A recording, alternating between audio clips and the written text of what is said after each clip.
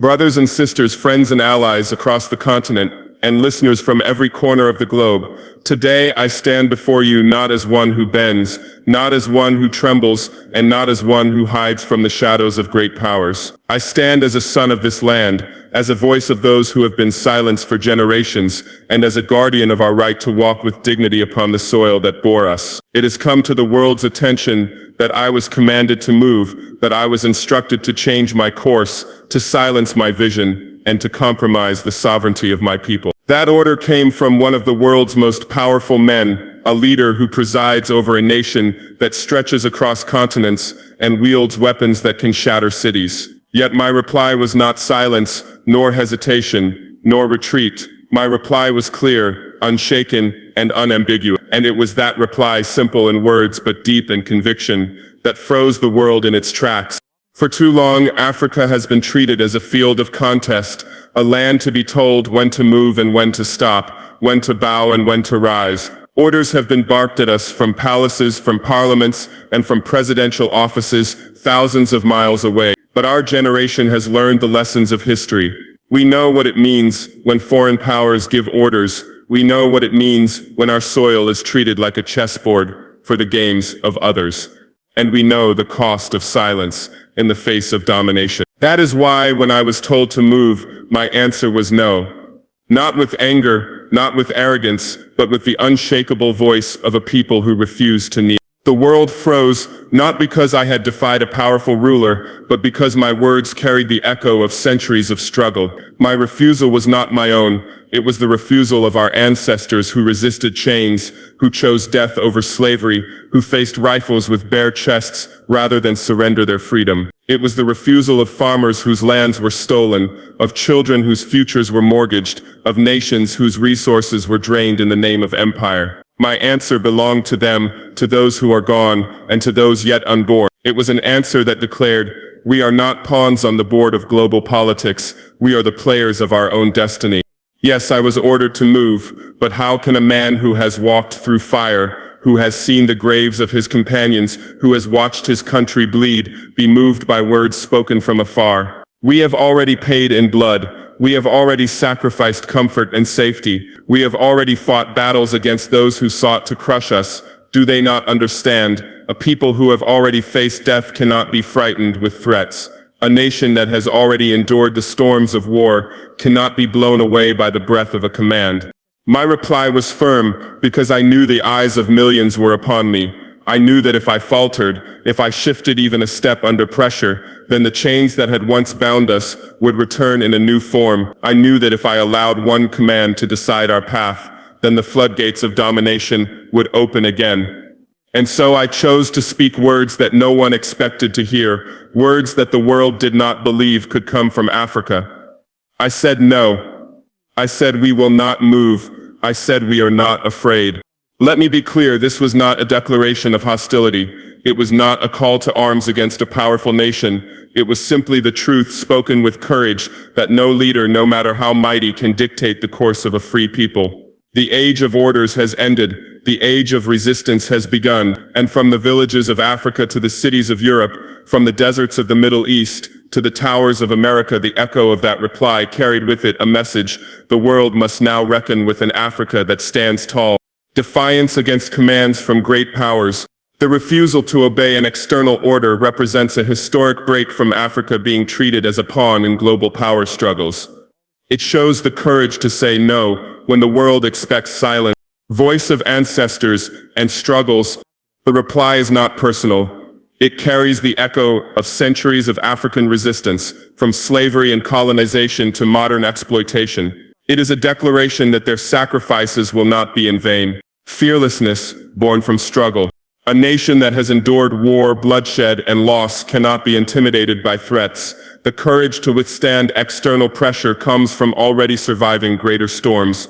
End of foreign domination. The response marks the dawn of a new era where Africa dictates its own destiny. The age of receiving orders from abroad has ended. The age of sovereignty and self-determination has begun. Symbol of global awakening. The world froze not because of defiance alone, but because it revealed a shift. Africa is no longer silent, no longer submissive. This reply represents a global turning point, forcing recognition of Africa's rising power. For too long, the world has been divided into those who command and those who are expected to obey. From the days of colonial conquest to the silent dictates of global institutions, the message to Africa has often been the same: bend, submit, and move when told. But there comes a moment in history when a leader stands up and simply says, "No more." That refusal does not only belong to one man or one nation, it belongs to a continent that has carried the weight of centuries of exploitation and manipulation. When a command is issued by one of the most powerful figures on the planet, the world usually anticipates compliance. The great powers are used to being feared, their words treated like laws of nature. But in this moment, what froze the world was not the order given, but the defiance that followed. It was a thunderclap in a quiet sky. A reminder that sovereignty is not a gift from the powerful, it is the birthright of every nation. This act of resistance sends ripples beyond borders. It challenges the old narrative that Africa must always play the role of the obedient child, while the superpowers act as guardians. Instead, it proclaims that Africa has matured, that its voice can be just as firm, its stance just as unshakable. It reminds those watching that the chains of dependency are breaking, link by link, word by word. Defiance in this context is not recklessness. It is rooted in dignity, in the knowledge that yielding to unjust orders perpetuates weakness and erases progress. Standing firm, even in the face of potential threats, communicates something far greater than military strength or political maneuvering. It communicates unyielding self-respect, and when a people discover their self-respect, they cannot be forced back into silence. What makes this defiance so powerful is that it was not spoken with aggression or hostility, but with unshakable calm. The refusal was delivered not in anger, but in truth. The world froze because it realized the balance of power is shifting, and the old strategies of domination may no longer hold. This was not just one man saying no. It was Africa itself saying, "We will not move at your command." Would you like me to continue with the next point? Voice of ancestors and struggles, expanded to 400 words in the same style. When words of defiance were spoken, they did not echo from a single throat alone. They carried the weight of generations, voices that had been silenced by chains, by hunger, by foreign flags planted in African soil. They carried the cries of ancestors who once resisted with spears against rifles, who endured the lash, the forced labor, the humiliation of being told they were less. Each syllable was charged with the memory of those struggles, a chorus from the past, rising into the present. This was not merely a reply to a command, it was a declaration spoken on behalf of millions who came before, who could not live to see freedom fully realized. It was as though the ancestors themselves were standing in that moment saying through their descendant, "We endured, we fought, and though you tried to erase us, here we are, unbroken." The struggles of the past, colonialism, wars for independence, betrayals of sovereignty, did not vanish into history books. They live in the blood of every African child born today. They manifest in the determination to rise, in the resilience to build even when resources are scarce, in the courage to challenge powers that once seemed untouchable. To refuse to obey unjust commands is therefore not just an act of politics, it is an act of remembrance. It is honoring the ancestors by refusing to let their suffering be in vain. There is a sacred duty to those who came before, to take the torches they carried through fire and carry them further into the light. To bow to orders from afar would have been to extinguish that flame, to betray the sacrifices carved into the land with blood and sweat. But standing tall, even in the face of immense pressure, ensures that the memory of those struggles transforms into strength for today and hope for tomorrow. The reply that froze the world was powerful precisely because it was not spoken alone. Behind it stood warriors of the past, mothers who hid their children during raids, farmers who resisted famine, leaders who were assassinated but whose spirits never died.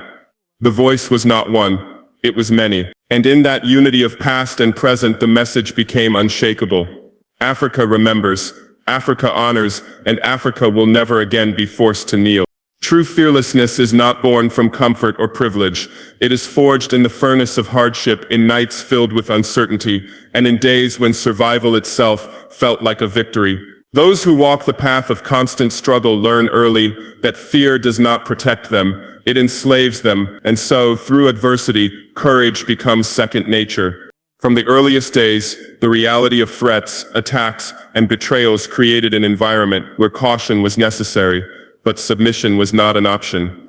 Each trial taught a deeper lesson that to live with dignity requires refusing to bow, even when the cost of resistance might be unbearable. Fearlessness was not a choice, it was the only way forward. Without it, every challenge, every enemy, and every external force would have crushed the spirit long ago. This fearlessness was not reckless bravado, but the wisdom of someone who had stared death in the face and walked away stronger. It came from surviving political crises where trust was shattered, from standing firm when wars raged on multiple fronts, and from refusing to surrender when surrounded by overwhelming odds. With each battle endured, the heart grew steadier, the will harder, and the vision clearer.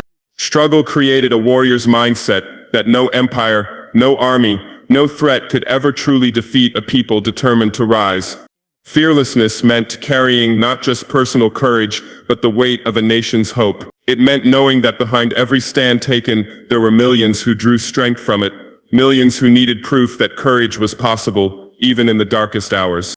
When confronted by great powers, when told to obey, that fearlessness became the weapon no adversary could conquer. It was the product of lived experience, of knowing that the worst had already been survived, and that the will of a united people could not be broken. Struggle had burned away hesitation and replaced it with unshakable resolve. Thus, when the world listened to that response, calm, steady, and unwavering, it was not hearing arrogance, it was hearing the voice of fearlessness, born from pain, forged in conflict, and carried on the shoulders of countless struggles. It was the kind of courage that does not waver before threats, because it has already survived the unimaginable. That is why the world froze. It witnessed fearlessness that no power could buy, silence, or destroy. There comes a time in every nation's story when the chains of external control must be broken, not just in words but in reality. For too long, foreign domination dictated the direction of policies, the flow of resources, and even the dignity of a people. This domination was not always visible through soldiers on the ground. It often came in the form of economic control, political pressure, or cultural imposition that sought to convince entire generations that they could not survive without the hand of others guiding them. But struggle taught a different lesson. True independence only comes when a people take ownership of their destiny. The end of foreign domination did not arrive overnight. It was born from centuries of resistance, from ancestors who sacrificed their lives in the face of slavery, colonization, and exploitation. Their voices continued to echo in the struggles of today, reminding all that freedom is not given, it is seized. With every confrontation against great powers, with every refusal to bow to unjust demands, the message grew louder. No empire would dictate the terms of survival anymore. Ending domination meant reclaiming not only land and resources, but also the psychological strength of a people. The most dangerous form of control is not external troops or foreign corporations. It is the belief planted in minds that without outside powers, progress is impossible. Breaking that illusion required visible defiance, visible resistance, and the courage to say no when the world expected compliance. Each bold stand reminded citizens that they were capable, resourceful, and strong enough to build their future with their own hands. This defiance resonated far beyond national borders. Across the continent and the globe, others who had endured similar chains saw the spark of possibility. The end of foreign domination in one land became a beacon of hope for many others. It was proof that nations once treated as pawns on the global chessboard could rise to shape the game itself. True sovereignty is not about isolation, it is about partnership on equal terms. The end of domination created a new foundation where alliances were chosen freely, not imposed by threats or manipulations. The message to the world was clear. The era of submission was over, and a new chapter of self-determination had begun. This was not just a political act, it was a declaration that the people's spirit could never again be colonized. In moments of great defiance and courage, an individual's stand often becomes larger than the person themselves. It transforms into a symbol, igniting a movement that transcends borders. What began as a refusal to bend under pressure from powerful nations became the spark of a global awakening. Across continents, people saw not just a leader standing tall, but the possibility of a new world order where smaller nations and marginalized voices could reclaim their dignity and power. For too long, global politics had been shaped by the dominance of a few, while the majority of humanity was left voiceless. The refusal to yield, spoken with conviction and backed by unwavering resolve, shattered the illusion that such dominance was unshakable. This act was not merely resistance, it was inspiration. It whispered to millions, if one can stand, so can we, and in that whisper, movements began to stir, communities began to organize, and nations began to rethink their place in the world. The global awakening symbolized here was not only political but spiritual and cultural. It represented a reawakening of pride and heritage, an acknowledgement of ancestral struggles, and a reconnection to values long buried under the weight of colonialism and exploitation. People everywhere recognized in this defiance the continuation of an eternal struggle, the timeless fight for justice, equality, and freedom.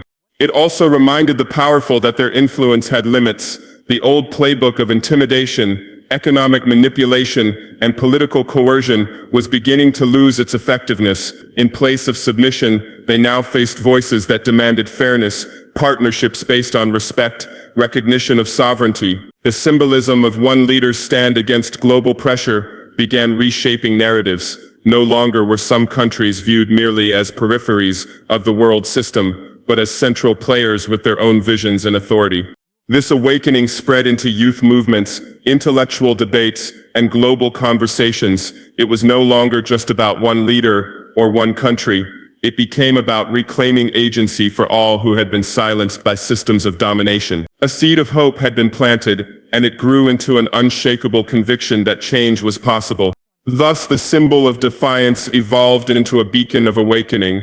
It was not just resistance, it was rebirth. It was not just courage, it was a call to action for generations across the globe to rise, to claim their place, and to no longer accept the world as dictated to them.